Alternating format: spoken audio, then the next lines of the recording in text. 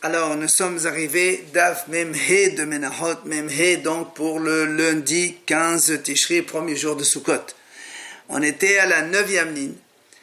Le Gmal ramène le pasuk dans Yehezkel, c'est marqué Uvyom HaChodesh, Pad bin Bakar Tamim, Visheshach Evasim, Ve'ay Tamim Yehiu. Donc, en parlant de Rosh Chodesh, il faut amener comme korban un bœuf, 6 agneaux et un bélier.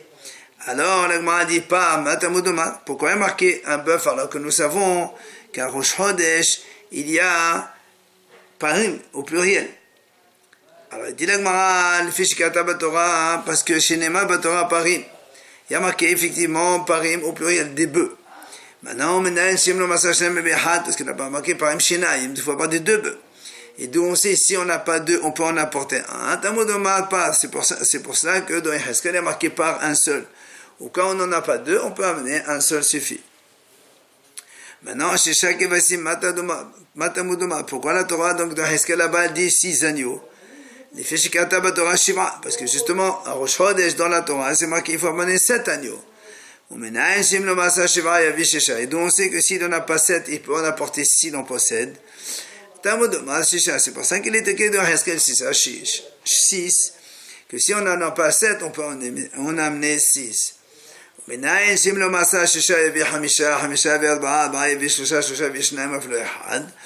d'où on sait, si on n'en a pas 6, on peut en apporter 5, et si on n'en a pas 5, on peut en apporter 4, et même 3, et même 2, et même un seul, si on n'en a qu'un seul.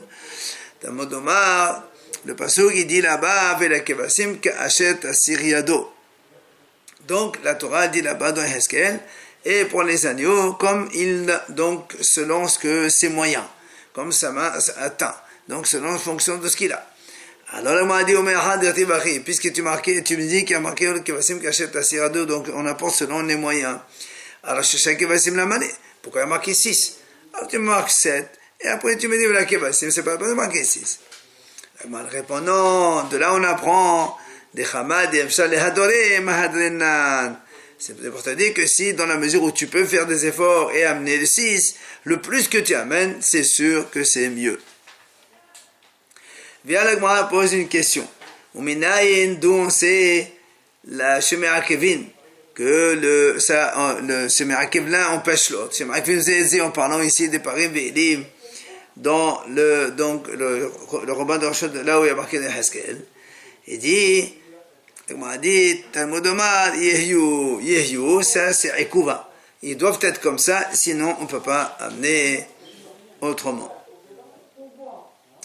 Alors, donc ça veut dire que si tu n'as pas des bœufs, tu ne peux pas amener les anneaux. Si tu n'as pas des anneaux, tu ne peux pas amener les bœufs. Maintenant, là, on a dit, Ko Amar Hashem, donc la suite dans Yehezkel, c'est marqué là-bas. Ko Amar Adonai Elohim. Hashem, il a dit, Barishon Be'achad HaChodesh, le premier jour du mois, Tekar Pa B'Bakar Tamim, Ve'heteta Tamikdash. Le passage dit comme ça, tu prendras donc un bœuf, Ve'heteta Tamikdash. Heteta, la Gemara dit, le Lachon Hatat, Hatat, Olahi, le korban de Rosh Chodesh, c'est pas un korban Hatat. Comment le Navi dit le mot Ve'heteta alors que c'est un korban Olah? Amar Rabbi Yohanan, il a dit Rabbi Yohanan, Parashazo Eliyahu Atid Dodorsha. Cette paracha, effectivement, c'est il y a un Navi qui va expliquer ça. Ravashi Amar, il vient Ravashi, il dit, il explique lui-même, il dit voilà, Melohim, Hekrevu Bim Ezra, Kedash Hekrevu Bim Moshe. Il dit de la même façon que dans le Mishkan de Moshe, le jour de l'inauguration, Hibayom Hashimini là-bas, le jour donc de l'inauguration, on a amené pas mal de korbanot supplémentaires. La même chose à l'époque de Ezra, quand il a construit le deuxième Beit Hamikdash, alors on a amené donc d'autres korbanot qui ne sont pas donc d'office le jour dit. Et l'Agma dit effectivement, Tanyana Me'achi en Braïta qui soutient cela. Rabbi Yehuda Omer Parasha Zo Eliyahu de Dorsha. Cette paracha, Eliyahu Navi va nous l'expliquer. Amar Rabbi Yossi, il vient Rabbi Yossi lui dit mais non, mais le im yakrivu b'ma'asa, kedash yakrivu b'moshe. Donc tu vois bien que ça, puisqu'on vient de dire maintenant, ce qu'il a dit Ravashi, qu'on fait effectivement, donc, le jour de l'inauguration du deuxième Beit Hamikdash, on a amené d'autres korbanot qu'on a marqué dans Yehezkel. Amalo, il vient Rabbi Yehuda, il lui dit Rabbi Yosef, Tanu ahdatecha shenahtadati. Il lui a remercié comme quoi il a réconforté, il lui a donné une bonne réponse. La Gemara ramène encore pasuk dans Yehezkel, c'est marqué. Bechol nevela utrefa. Menaof ou menabema lo yochalo hakohanim. Donc toute la viande de nevela, donc un animal mort ou bien taref, que ce soit de la volaille ou donc des animaux, lo yochalo hakohanim. Les kohanim n'ont pas le droit de manger. Bien la Gemara s'étonne. Kohanim de lo yochalo Israël. Quoi? Il n'y a que les kohanim qui n'ont pas le droit de manger nevela utrefa, mais nous les bénis Israël on a le droit de manger. C'est étonnant. Alors pourquoi le Navi là-bas il parle que des Kohanim seulement? Amar Rabbi Yohanan, il a dit Rabbi Yohanan. Parashazo, Eliyahu Aten de Dorsha. Cette paracha, c'est Eliyahu Navi qui va nous l'expliquer. Ravina Amar, il vient Ravina dit, moi je l'explique. Kohanim, tu sais, c'est-à-dire pourquoi on n'a parlé que des Kohanim seulement? Il dit parce que tout simplement, ça va de Dechamin. J'aurais pu dire.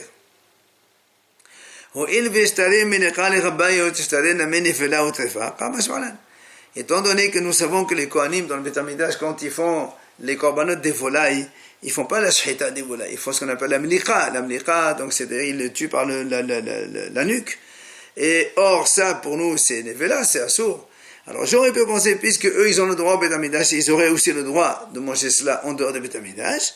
Alors Ramash Malan, que non, seulement dans le Beth Amikdash, la prière amicale est permise, en dehors, c'est la shchita qu'il faut faire donc aux volailles, comme tout le monde. Encore dans Yehezkel, c'est marqué. Vechen ta'aseh bishva'a b'chodesh me'ish shoreh ou mepeti v'chepartem et habayit. Il dit le pasuk là-bas, donc ainsi vous ferez le 7 du mois d'un homme shoreh ou peti qui se trompe et vous allez pardonner la maison. Et la Gemara nous explique c'est quoi ce pasuk. Shiva Amar Rabbi Yohanan Elo Shiva Shvatim Shahat'u. Donc le mot Shiva b'chodesh, ça veut dire que ça concerne les 7 tribus qui ont fauté. Et même s'ils ne sont pas la majorité de toute la communauté d'Israël, comme c'est la majorité des Shvatim, c'est dans ce cas-là où Chodesh im hiddishu ve'amru helev mutar me'ishurum petem melamed shenhaven an hanadavan sharat ma'aseh.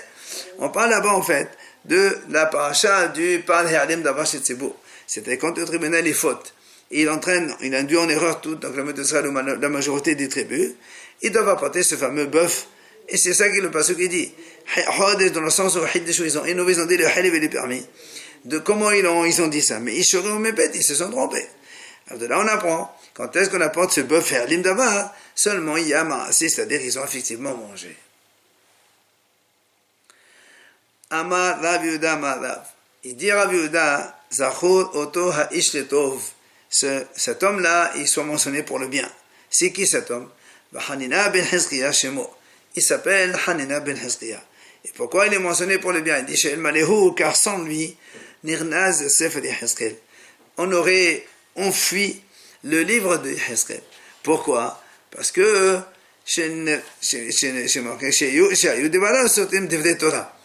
comme on vient de le voir maintenant, donc les versets qu'il y a dans Yehezkel, ça pourrait, dans l'apparence, être contre la Torah. C'est pour ça qu'on a failli donc enfuir ce livre-là, jusqu'à ce qu'il est venu Hanina ben Hezkiah. Et Ma'asa, qu'est-ce qu'il a fait? Il a monté, il a pris avec lui 300 cruches d'huile. Et via Shabbat, il est monté donc donc à l'étage comme ça, dans une pièce, et il a expliqué tout le livre Yehezkel pour qu'il ne soit pas en contradiction avec la Torah ou Drasho, et il a expliqué cela. Après, on a vu dans la Mishnah, Amar Rabbi Shimon, Imayu lahim parim merobim. On a dit dans la Mishnah, s'ils avaient donc des bœufs nombreux, eh bien, c'est pas qu'ils amènent des bœufs et pas le vin. Il vaut mieux amener moins de bœufs, mais chacun avec son vin, plutôt qu'on amène que des bœufs sans vin. Alors là aussi, elle ramène le pasuk de Yehezkel. C'est marqué dans le pasuk là-bas. Ve'efa la par, ve'efa la ail ya'aseh mincha. Donc Efa, on parle de la semoule de farine qui va amener au korban pour un bœuf Efa, pour un bélier aussi Efa mincha, et pour les anneaux qu'achète Assir et 2 selon ses moyens. Et donc de l'huile, une mesure de hin pour une Efa. Amar Rabbi Shimon, il vient Rabbi Shimon, il s'étonne. Est-ce que les bœufs et les béliers ils ont la même dose? Que ici on marque Efa la pad, Efa la aïe. On sait très bien que pour les bœufs il faut 3 esronim, alors que pour les béliers il faut 2 esronim de ce mot de farine. Alors comment ici on dit que c'est la même chose? Et là, en fait, là ici, le Navi veut nous enseigner. S'ils avaient des bœufs en nombre, mais il n'y avait pas donc des Nsachim ou des Mnachot, apparemment il faut ajouter le mot Mnachot. Non, le Mnachim seulement. Il n'y avait pas de Hadun Sachab. Donc on amène, il vaut mieux amener un bœuf avec les Nesachim, c'est-à-dire le vin que l'on verse, plutôt que d'amener tous les bœufs et sans les Nesachim. Maintenant, s'ils avaient des béliers nombreux, ils n'avaient pas donc la efa qu'il faut pour la semoule, là aussi, il y avait il vaut mieux apporter un seul bélier avec sa efa, on n'amène pas tous les autres sans la semoule de farine. Maintenant, nouvelle Mishnah. La Mishnah dit Hapat v'ha'irim v'ha'kevasim v'ha'sa'ir en me'akevin et al-lehem.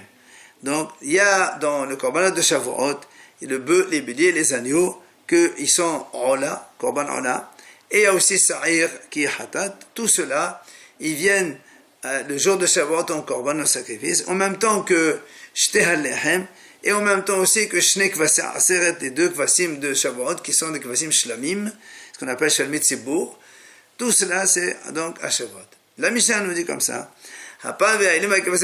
Tous les quatre premiers, donc, c'est-à-dire, ni eux n'empêchent le pain, ni le pain ne les empêche. On peut faire l'un sans l'autre. Par contre, le pain, lui, les deux halot de Shavuot, il empêche les agneaux de shlamim, puisqu'on fait le balancement, les halot avec les agneaux en même temps. Donc, si on n'a pas de pain, on n'amène pas les agneaux. Par contre, mais si on n'a pas les kvasim, on amène quand même le pain. Ce sont des vrais Rabbi Akiva qui dit ça. Amar Rabbi Shimon ben Anas. Rabbi Shimon ben Anas, il n'est pas d'accord. Il dit non, c'est pas comme ça. C'est les agneaux qui empêchent le pain. Si on n'a pas d'agneau, on n'amène pas les deux pains. Par contre, mais si on n'a pas de pain, ça n'empêche pas d'amener les agneaux. Pourquoi il dit Rabbi Shimon ben Anas? Parce qu'on a trouvé la même situation. Pendant que les ministres étaient dans le désert pendant une quarantaine d'années, là-bas, ils ont bien amené les agneaux de Shavuot, mais ils n'ont pas amené les deux, les shtei alehem. Le shtei alehem, ça dépend de la récolte en Israël, le Hadash. Donc, et on voit bien qu'on amène les agneaux sans le pain. Là aussi, si on n'a pas de pain, on peut amener les agneaux, comme il a dit Rabbi Shimon ben Anas. Amar Rabbi Shimon. Il vient Rabbi Shimon et dit Halacha kedvre ben Anas. En vérité, la halacha des communistes, c'est vrai que si on a des agneaux, on peut les amener même si on n'amène pas le pain. Mais au contraire, non. Par contre, aval, en hatam kedvre. Mais pas la raison comme il a dit lui. Shekol ha'om. Pourquoi c'est pas la même raison? Parce que Shekol ha'amod b'chumash ha'pirodim karev b'midbar.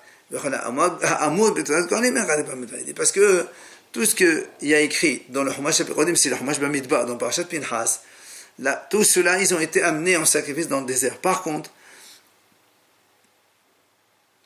tout ce qui a été enseigné dans le Torah de Kohanim, c'est Parashat Veira, dans Emor là-bas, on n'a pas amené dans le désert. Mais chez Baoula, dès qu'ils sont entrés en Israël, on a amené donc évidemment les deux types des korbanot, que ce soit ceux qui sont écrits dans Emor, dans Veikra, ou bien dans Pinchas, dans Bamidbar. Et alors, puisque Rabbi Shimon dit la halakha n'est pas comme lui, c'est quoi alors la raison que les agneaux, on peut les amener sans pain? Mais pourquoi moi je dis qu'on peut amener les agneaux même si on n'a pas de pain? C'est parce que tout simplement,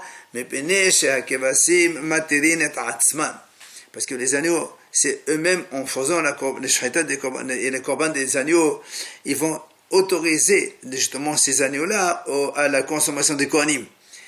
Parce que mais si on a le pain et on n'a pas les agneaux, le pain il ne peut pas autoriser les agneaux. Tant qu'on n'a pas fait la shchita des agneaux, le pain il ne peut pas autoriser les agneaux à la consommation. C'est pour ça que les agneaux on peut les amener si on n'a pas de pain, mais pas le contraire. La Gemara dit, Tano Rabbanan Chachamim enseignent justement à propos de ce pasouk dans lequel c'est marqué dans Vaïkra sur donc de Shavuot, והחלפתם על הלחם 7 כבשים תמימים בני שנה, ופה בבקר אחד, ואלים שיניים. Tout ça, donc c'est le pasuk de Shavuot. L'Agma explique comme ça. והחלפתם על הלחם. Il y a marqué על הלחם. De là on déduit חובה על הלחם. Donc c'est une obligation que ce soit avec le pain. Après, le pasuk qui continue. 7 כבשים תמימים. 7 agneaux entiers. On a dit, si on les met à part, c'est qu'on peut les amener même sans, sinon on les a mis au début. Alors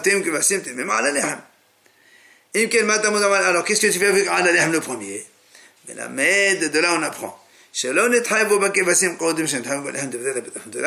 Il dit donc qu'on n'a pas le besoin ou le devoir d'amener les kvasim tant qu'on n'amène pas le lehem, le pain.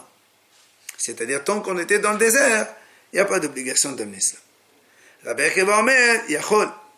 Rabbi Akiva dit non, on peut amener. Pourquoi? Hen kvasim ha'amurim kan.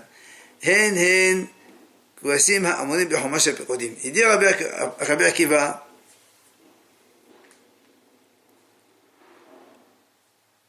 non.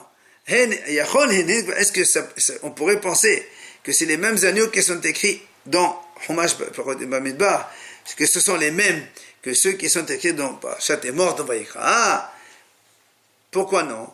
Il dit parce que regarde, Chat Amagia Zelpanim Ve'elim Enan Hen.